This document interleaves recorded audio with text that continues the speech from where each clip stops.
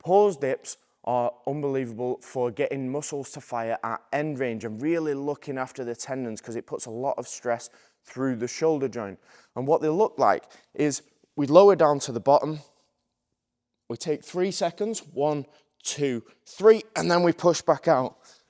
Because of the dip the way it is, we can't let go of that tension. If you let go of tension at the bottom, you'll just drop out of the dip. So we need to make this accessible. If that's too hard to do, there are 3 levels that we want to go through. But first, let me tell you about the compensations we're going to get in the shoulder if we're doing this wrong.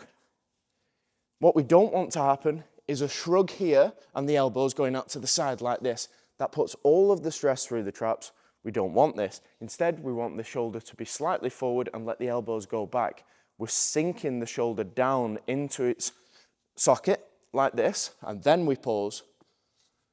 So we want to avoid that shrugging and sending the elbows out to the side. They want to come in and back nicely and just let the chest almost lean forward slightly to do this movement. The assisted variation of this is the easiest. So we're going to put a band on. All I have to do to use the band assistance is put my knee in, and then we're going to put our hands on the band. I go to the top, I lower, and then 1, 2, 3, and push back out. This band assistance is going to make it easier, take some of the body weight, and help us get out of the hole. The second level, if we're starting to build up towards full dips, is to go up into the dip, down to the bottom, 1, 2, 3, then we step down, jump back to the top, and then back down and lower. So we just don't do the push out of the hole on the second variation of this. This is slightly harder than using the band, but not as hard as full dips, which would be 2. Go to the top, down, 1, 2, 3, and back up. In terms of depth on this, guys, I only want you to go to where you can control the movement safely. Meaning if we use a nasal inhale and stop when the nasal inhale stops at the bottom, we'll be in a safe range of motion for the shoulders.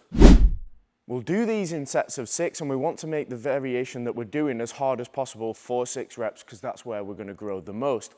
So if we're in between, it's absolutely fine to do 3 full if you need to, and then if the arms start to die out, we just do the pause and go down to the second variation, which is slightly easier.